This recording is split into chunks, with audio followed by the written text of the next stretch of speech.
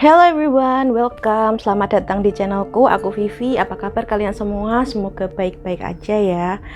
Selamat datang dan hari ini kita akan membahas sebuah kasus yang merupakan kasus pembunuhan yang menurutku sangat-sangat kejam dan membuat kita berpikir bahwa ternyata kadang orang yang sudah dekat dengan kita bisa saja menjadi orang yang sangat berbahaya.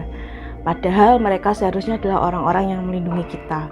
Jadi hari ini kita akan membahas tentang sebuah keluarga yang bernama keluarga Lin dan bagaimana satu keluarga ini akhirnya terbunuh kecuali satu orang saja, yaitu Brenda Lin. Sebelum kita masuk ke kronologinya, kita akan masuk dulu ke latar belakang siapa sih keluarga Lin ini. Are you ready? Let's get into it. Oke, sebelumnya kita akan membahas dulu siapakah keluarga Lin ini. Jadi keluarga Lin ini terdiri dari sang ayah yaitu Norman Lin, sang ibu Lily Lin, dan mereka berdua ini bertemu di Sydney ketika mereka masih menjadi pelajar. Dan mereka akhirnya jatuh cinta, kemudian membangun rumah tangga mereka ini di Australia. Mereka akhirnya mempunyai rumah sendiri, membangun usaha mereka sendiri yang termasuk berhasil dan sukses, yaitu sebuah toko untuk agen koran. Dan mereka akhirnya juga memiliki anak. Anak pertama mereka bernama Brenda Lin, anak kedua adalah Henry, yang terakhir adalah Terry. Norman Lin ini memiliki seorang adik bernama Kathy Lin. Kathy ini tinggal di China waktu itu bersama sang suami yang bernama Robert Z. Pada tahun 2006, si Kathy dan juga suaminya Robert memutuskan untuk mereka ini pingin pindah ke Australia juga untuk mengadu nasib. Jadi sebetulnya si Robert ini sebelumnya adalah dokter THT di China, tapi mereka memutuskan untuk pergi dan pindah ke Melbourne untuk membuka restoran mereka sendiri. Sedangkan untuk keluarga Norman Lin ini, Norman dan keluarganya ini tinggal di North Epping, New South Wales. Jadi waktu itu mereka masih berjauhan. Sayangnya, usaha dari Kathy dan juga Robert ini, restoran mereka akhirnya harus tutup karena penghasilan mereka tuh tidak sesuai lah dengan modal awal mereka. Jadi mereka akhirnya harus menutup restoran mereka dan mereka memutuskan untuk pindah ke lokasi yang sama dengan keluarga Norman. Jadi mereka pindah juga di North Epping ini. Rumah dari keluarga Norman dan juga keluarga Robert ini tidak berjauhan. Mereka itu punya rumah hanya berjarak sekitar 300 meter dan cuma dibatasi oleh sebuah taman. Karena dua keluarga ini itu istilahnya masih berhubungan dekat, akhirnya si keluarga Robert ini sering banget main ke keluarga Norman dan juga sebaliknya. Jadi mereka sering banget ngadain gathering, terus ya biasalah acara keluarga bareng-bareng. Bahkan si Robert ini tuh sering banget ngajak main badminton ke anak mereka yang bernama Henry. Jadi kita setelah ini akan langsung masuk ke kronologinya. Oke, sekarang kita akan masuk ke kronologinya secara langsung. Jadi kejadian yang akan kita bahas ini terjadi pada tanggal 18 Juli tahun 2009. Pada bulan Juli itu, si anak pertama dari keluarga Norman Lin ini, yaitu Brenda Lin, memiliki semacam studi tour dengan teman-teman sekolahnya untuk belajar, ya pembelajaran dan jalan-jalan gitulah ke New Caledonia. Dan perjalanan ini akan memakan waktu sekitar seminggu. Pagi itu sebelum tanggal 18 Juli, si Brenda ini diantarkan oleh ayahnya Norman ke bandara. Setelah berpamitan ke ayahnya, dia langsung menaiki pesawat menuju ke New Caledonia. Pagi itu tanggal 18 Juli tahun 2009, Kathy ini menerima beberapa telepon dari customer dan juga agen koran yang biasanya setor ke toko agensinya si Norman Lin ini. Telepon ke Kathy, ditanyain kok tokonya ini sampai sekarang belum buka nih, padahal ini sudah jam 9 pagi. Biasanya mereka tuh sudah buka dan ini sudah banyak yang antri. karena banyak telepon yang seperti itu dan emang itu tidak seperti kebiasaan keluarga Lin, akhirnya Kathy ini mengajak suaminya Robert untuk pergi ke rumah keluarga Lin yang hanya berjarak 300 meter.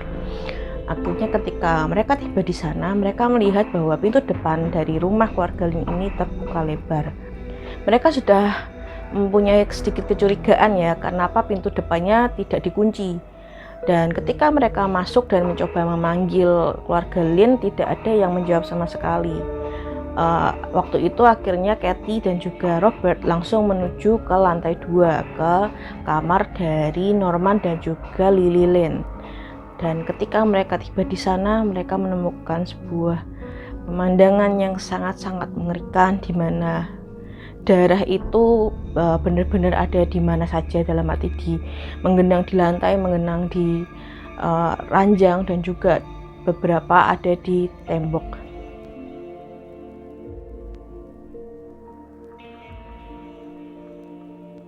Aku lupa tadi bahwa ada salah satu anggota keluarga lain dari keluarga Lin ini yang juga tinggal di rumah Norman dan juga Lily, yaitu adik dari Lily adalah Irene. Jadi Irene ini punya kamar sendiri, dan waktu dicek ke kamarnya, Irene pun sudah tidak bernafas lagi. Lalu mereka langsung menuju ke kamar dari Henry dan Terry, dan sayangnya dua orang anak ini juga ditemukan dalam keadaan tidak bernyawa. Pada saat itu juga Kathy langsung menelpon pihak kepolisian untuk melaporkan apa yang ditemukannya pada hari itu. Seperti ini panggilan yang dilakukan oleh Kathy pada saat itu. Police emergency. What's wrong? I think someone died. I'm not sure. Why do you think someone's dying? I'm not sure, but maybe someone killed my brother's family. The body. I just had to call you. I need someone to come quick. We are coming. Someone killed my brother's family. Can you see their bodies? Yeah, I saw. Setelah pihak kepolisian datang ke TKP dan kemudian wartawan pun mulai datang kan. Kemudian artikel mulai dibuat dan kematian dari keluarga Lin ini akhirnya tersebar. Brenda Lin sendiri yang saat itu ada di New Caledonia mengetahui berita ini dari sebuah link yang dikirim oleh sahabatnya di Facebook. Jadi waktu itu dia sedang melihat Facebook, dia melihat temannya ini mengirim sebuah link dari berita, dan ketika dia ngelihat pesan dari temannya itu bilang bahwa, "Hey Brenda, ini bukannya rumahmu ya?" Lalu Brenda membuka link itu dan dia melihat bahwa ya itu rumah keluarganya. Tapi dia masih nggak bisa percaya gitu dengan apa yang dibaca sama dia. Sampai akhirnya si bibinya ini, Kathy, menelpon Brenda dan meminta Brenda untuk segera kembali. Ketika itu Brenda langsung membooking penerbangan yang secepatnya untuk kembali.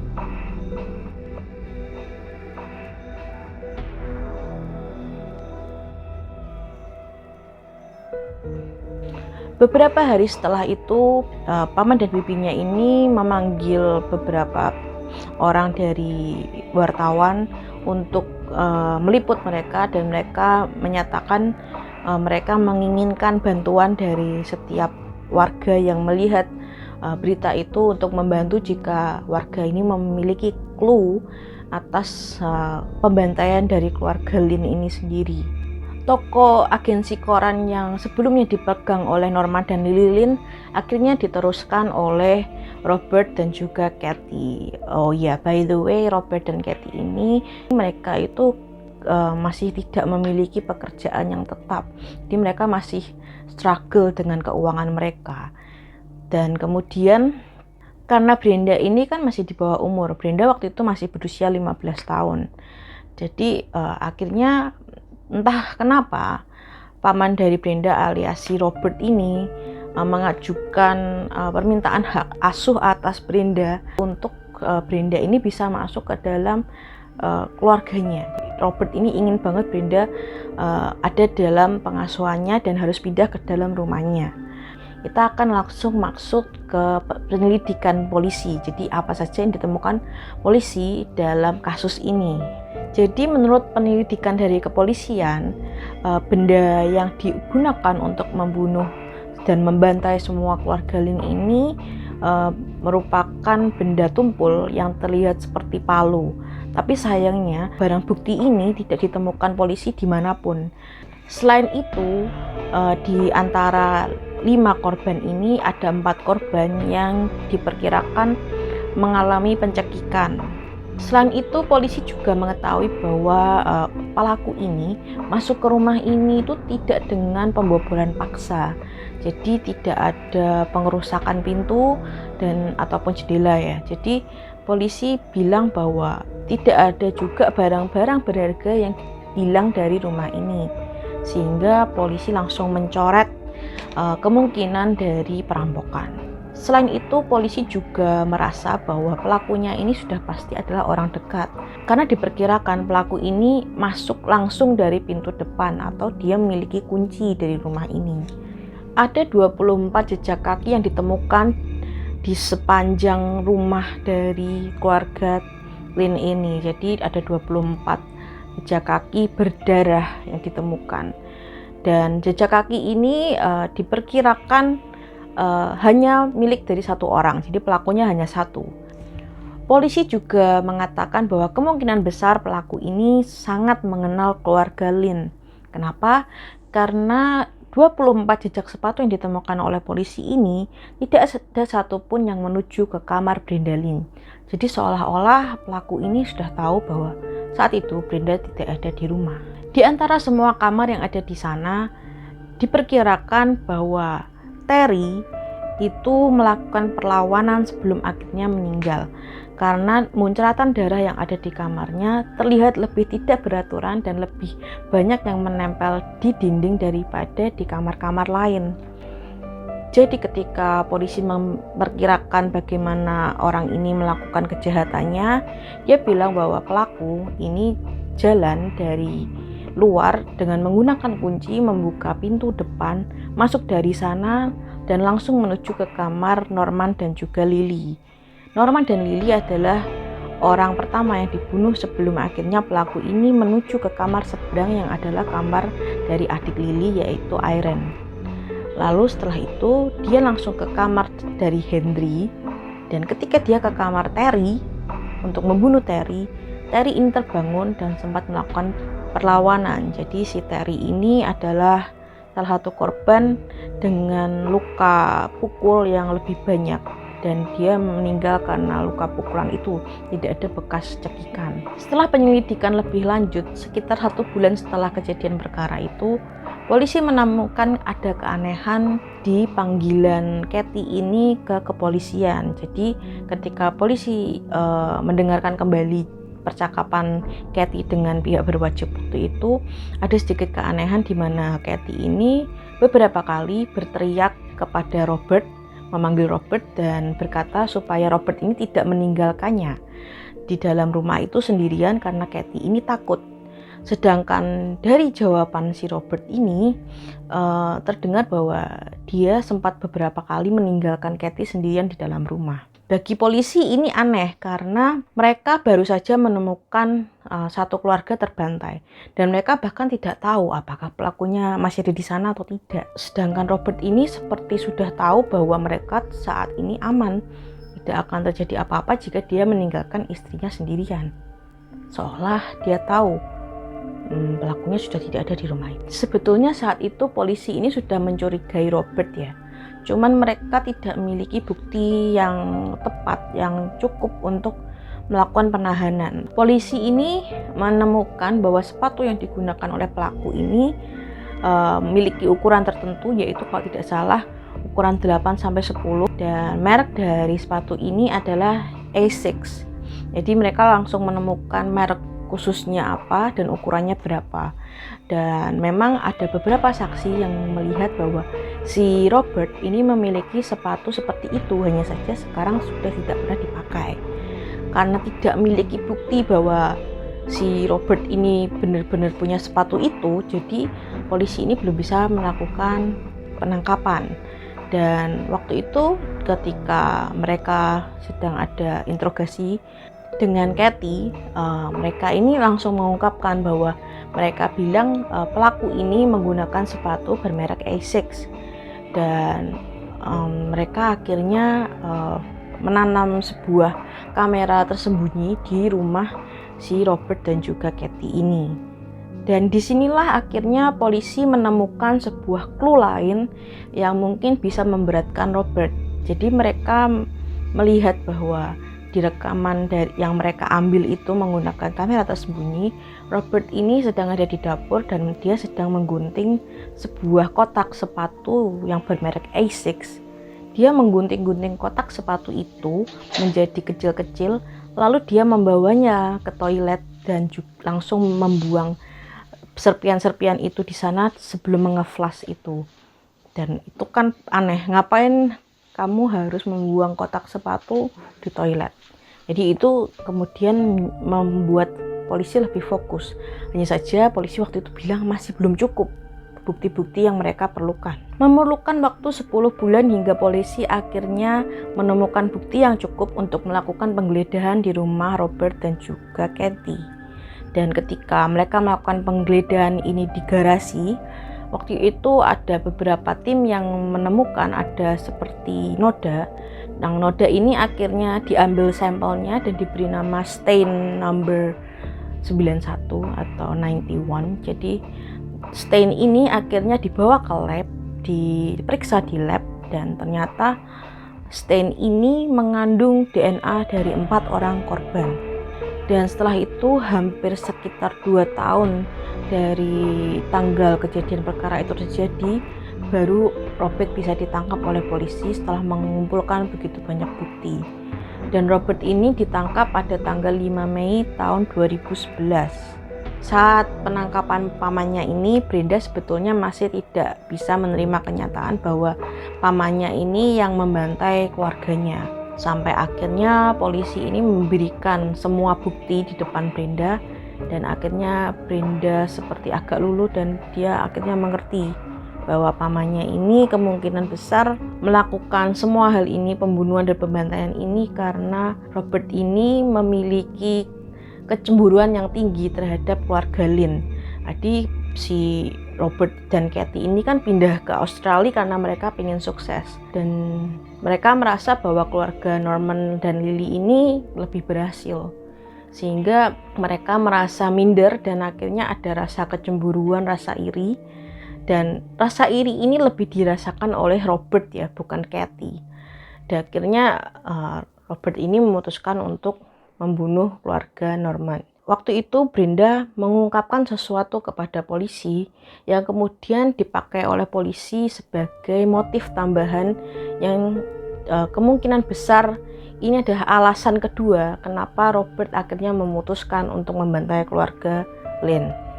Yaitu adalah ketika Brenda akhirnya mengakui bahwa ketika dia tinggal di rumah keluarga Robert dan juga Kathy ini, dia mengalami beberapa kali pelecehan seksual yang dilakukan oleh Robert.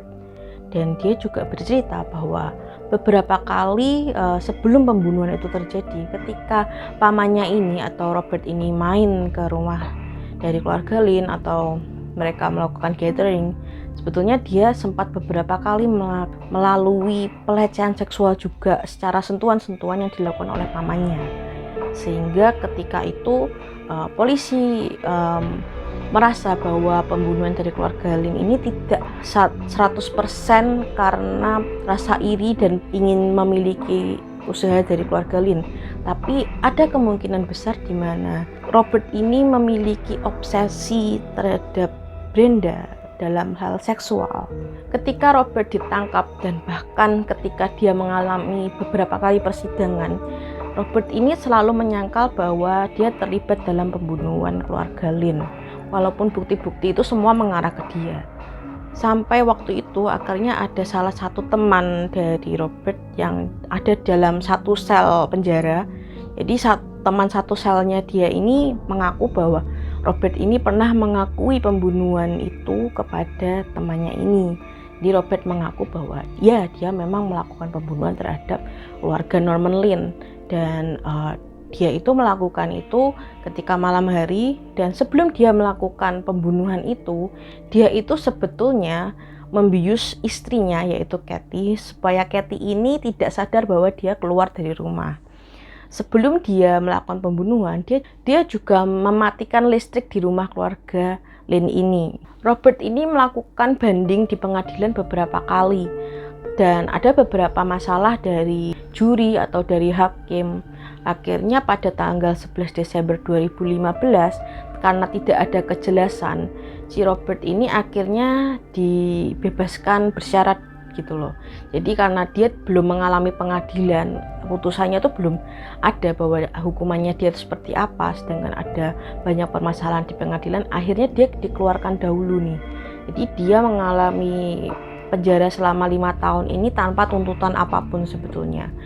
Dan ketika dia dibebaskan, dia tuh masih sering naik banding. Dan asal kalian tahu bahwa sang istri Kathy ini, dari awal Robert ditangkap, dia itu menyangkal bahwa suaminya yang melakukan itu. Walaupun dia sudah diberikan begitu banyak bukti, dan bahkan ada pengakuan dari teman satu sel dari Robert kan yang bilang bahwa memang si Robert ini membius istrinya supaya istrinya tidak tahu. Tapi si Kathy ini benar-benar nggak mau tahu. Dia bilang bahwa suaminya ini penyayang, sangat sayang sama anak kecil, tidak mungkin melakukan pembunuhan ini, dan bagaimana dia ingin fight bersama suaminya ini karena dia merasa suaminya ini disalahin orang lah istilahnya. Akhirnya butuh 4 kali persidangan yang dimana waktu itu Robert memang selalu naik banding, dan 4 persidangan ini memerlukan waktu sekitar 7,5 tahun sampai akhirnya hukuman bisa dijatuhkan kepada Robert. Robert sendiri akhirnya dijatuhi hukuman pada bulan Februari tahun ini, tahun 2021. Lebih tepatnya pada tanggal 15. Dan ya, kalau secara berita yang aku lihat terakhir, Brenda sekarang sih sudah hidup normal. Dia sudah berusaha untuk bisa hidup seperti orang-orang lainnya. Dia untungnya saja dia memiliki sahabat-sahabat dari SMA-nya dia yang sangat mendukung dia dan tetap berteman sama dia untuk melalui semua kejadian ini gitu. Ya, seperti itu ceritanya, and aku juga harap kalian semua bisa mendapatkan sesuatu dari cerita hari ini. That's it. I think that's a wrap. I hope you guys enjoy. And I'll see you next time. Bye.